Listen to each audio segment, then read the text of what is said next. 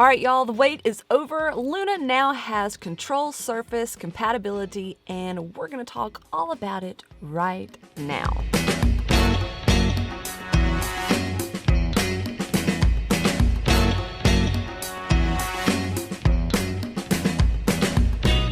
Hey y'all, welcome back to the channel. If you're new here, I'm Emily Bowie. I'm a producer and engineer here in Nashville, Tennessee. I've got timestamps available for your convenience, so feel free to skip around. But if you would like to help the channel out, please consider giving this video a thumbs up and don't forget to hit the subscribe button. Also, leave me a comment down below. Let me know you stopped by. I'd love to hear from you. Okay, so I thought this would be a great opportunity to go over the new control surface feature that Luna has rolled out, and I know it's been a few weeks since it's been out, but I kind of wanted to sit with it a little bit, see what works, what doesn't work, what is familiar, what I had to kind of adjust to. And I wanted to do all that before just throwing out some opinions. But after working with it for a couple of weeks now, I think we're ready to do that. So let's dive in. First things first, we'll go over the FaderPort that I'm using here. This is the PreSonus FaderPort Classic. This is the only one that I've ever used as far as what is in my own personal collection. I have been to some studios with some other things here and there along the way. Now, when Universal Audio first rolled out the new control surface feature for Luna, I thought I was going to need to upgrade my FaderPort Classic here to at least the Generation 2 model. I didn't think that this one would be compatible, but it is. So if you're still rocking this OG FaderPort, you're in luck. Now, eventually I probably will be upgrading this control surface in the near future, but that's for some other reasons that I'll mention a little bit later in this video. But for now, let's take a look at the setup on the control surface and how you get that working inside of Luna. Now, the first thing that I did was go straight to Universal Audio's website. And once you do that, you can go to support and just type in how to set up control surface. So you've got a lot of different models here to choose from. You can scroll down and see which ones. Right now I've got it set to PreSonus, and that's what we're going to be looking at today, the PreSonus FaderPort Classic. And you'll just hit setup, which just scrolls down. Now this is very simple, and there's only two things to do, and that is to get it set up into the MCU mode. The first thing that you'll do is hold down the stop button until you see the output button flashing, and then the undo button will be on as well. Once that happens, then you'll just click the output button and you are in. Next thing that you'll need to make sure is that you go over to your settings in your Luna session and make sure all of these say on. All of them. All of them. Don't worry about it. All of them. Next is you'll find whichever input device. You'll just click on that and it'll show you what is connected. In my case, I'm choosing the FaderPort, and I want my output to be FaderPort as well. I want that to be on. That's activated. I want the focus module to be on, and I want this extender to be on as well. All right, so once you have that all set up, I want to bring you back to this page just for some references here. If you'll notice, a lot of these buttons are basically whited out. And what Universal Audio is telling you is that these buttons don't work. But they do. And we'll go over that in just a second. But I wanted to show you kind of the initial settings that they had, or lack thereof. And when you hold the shift, or when you've got the shift button selected, there's still a lot of things that are blacked out, but some things come back in. And this is all basically view options. Zoom in, zoom out, and the to increase the track height or to decrease that. Everything else, pretty much nothing. And as you'll see, for this particular model, there are no known issues with it, which is a good thing, because if you scroll down, even the second generation here, you've got a lot more of your features up. In fact, there's only like 2 buttons there, and yeah, so really you're only losing 2 features on that. But if you'll come down here, there's quite a bit of issues that are associated with that. Now, there are workarounds that you can look up. Of course, this one doesn't have a workaround, and kind of the more expensive models tend to have more issues. So I was real surprised at that, but we will discuss how to bring those options back in. I've got a session here. This is a song, a demo that I've been working on with a fellow Nashville songwriter, Eaton Snyder. This is called Watch to Warning, and I'm just using this song as a demonstration for this video. So let's see and make sure that our fader is working here. So I've got the drum selected, so yes, I can definitely make some automation moves here, some volume rides. One thing I want to point out is that in order to get back to unity, the FaderPort is actually, the line here, the unity line, is actually going to be at the bottom of the kind of bigger spaced section there to show that you are at unity. And so that's a little bit different, but it does go all the way to 0 and all the way up as high as it'll go on the screen as well. But like here's the middle, and we're actually at a dB of gain. So it's about a dB off. So that's just something to think about. Another thing to look at here is the panning. Now this panning, I'm turning this thing a lot and it's barely moving on the screen there. So like I'm going around so many times before we get back. So that's one thing that, you know, a slightly wonky. Nothing to really complain about. Nothing necessarily to hit this feedback button over. So let's get into some of the features that are kind of left out on the setup page, but that you actually do have. So one thing you're gonna have to get used to is that almost all of these buttons are different from what they actually have written on them. Now down here on the bottom, we have play, stop, work pretty well. Now your rewind just goes back to the start, and then this one just goes to the end. Record all works, mute, solo, all still works. Record enable, yes, works. Now, here's where things get a little bit different. If you'll remember, setup page here, all of these are blank. So they're telling us that they do not work. Well, we've got our fader modes here and our window views. So going back over here, we've got our drum track selected here. Read does nothing. Write, nothing. Except moves activates these. Touch, doing something here. Not real sure because it's not moving. But I love this button. I love these buttons to just quickly select the fader mode that I want and then do my rides. So let's go back and select our drums. Now, here's where to take some notes. I can get these features. They've just been moved down here. So your mix button now is your read button or your off button. I hit it once, it's gone off. Hit it again, it's back in read mode. Now, this button, the one, I'm assuming that's your transport window, is now your touch mode. See how this changed to touch? Now back to read, touch. So if you want to like make some little labels to put underneath here, so you'll know which ones, the mix button is your read, and then this button is now your touch. So let's check that in action. I'm in touch mode here and we're on the drums. Let's select that. I hit play.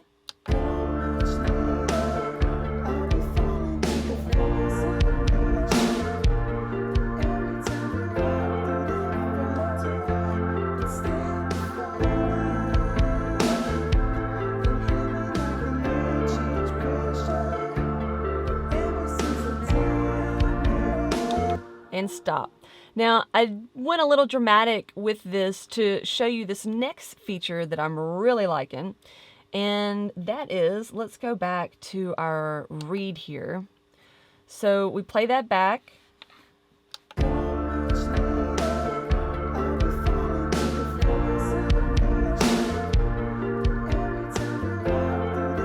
our fader's moving. Okay, great, all works. Now, the undo button here is now our trim button. So you see over here, we now have added this T in our fader mode. We've also now got a gold fader to let us know that we are in trim mode. So let's say we really like our automation moves here, but we want to adjust that just a little bit. We want to bring everything up or down, but still keep these ride moves. So what I can do is, think I may go down just a little bit here. So now when we play that back, or let's go down quite a bit here so we can hear the actual feature.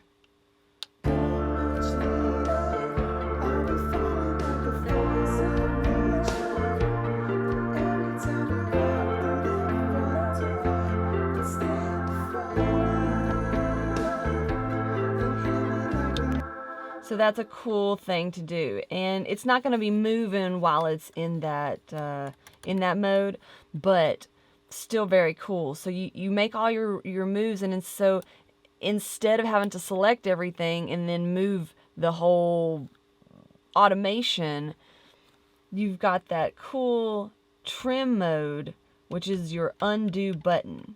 And to go off of that, you just click it again. And then now you're in read. So mix is your read or off, read on and off. TRNS, touch mode, and then you are trim. So you can have the trim mode in your touch mode and also read mode. So that I'm really liking, and I'll probably eventually get some little labels going here just so I can remember which button is which. So another thing that needs to be corrected is when we have the shift key engaged, you have these view options, but I actually don't see that. When I hit the shift button here, we can actually skip around 2 sections of the song. So if we have markers in place, I can scroll through and select which one I want to go to.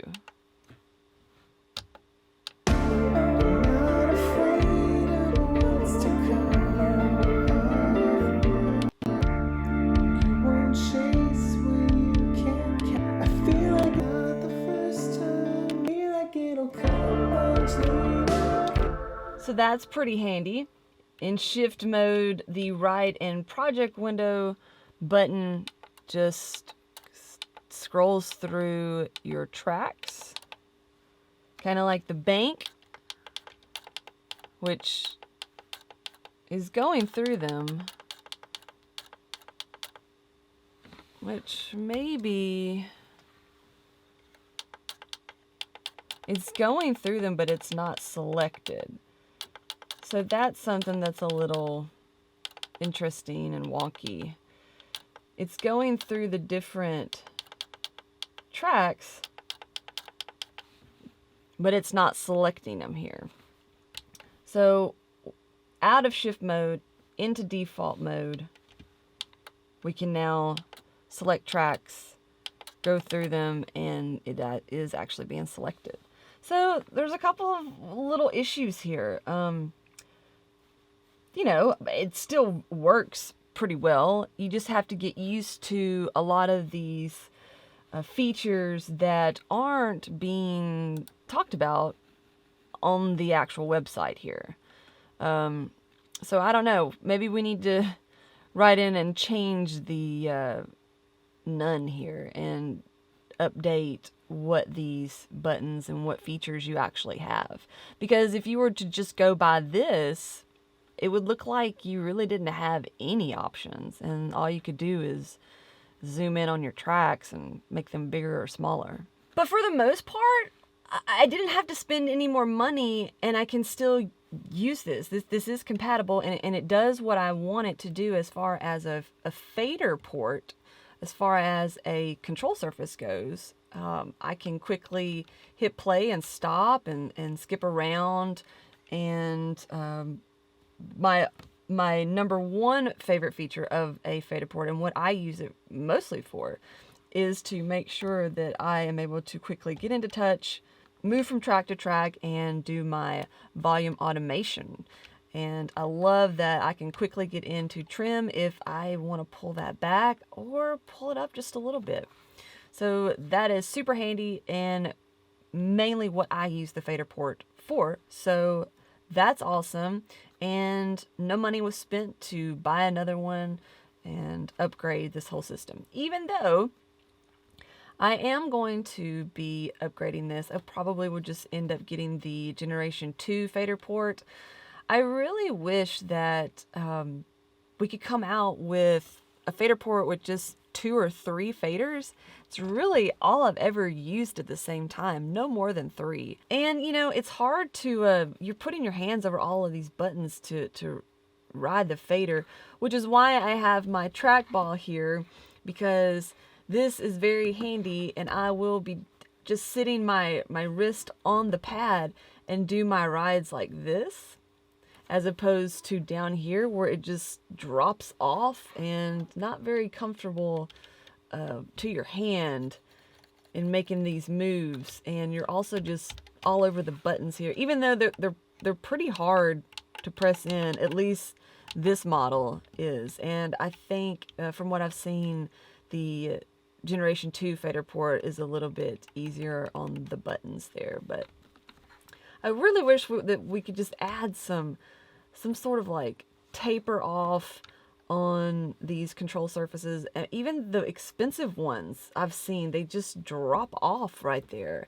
And what, you know, if we can put these little things on these track balls, why can't we add something here instead of having to basically sideways our hand to do fader moves, just so we don't keep getting blisters and knots on our wrists, because we're already having to, you know, type and move around with the keyboard, and now this. But this seems to work pretty well. So little hack, if you've got one of these, or just find some sort of wrist pad that you can put right next to your fader ports, or something down here maybe, if you have more than one. So that was that's my reason for eventually upgrading this one.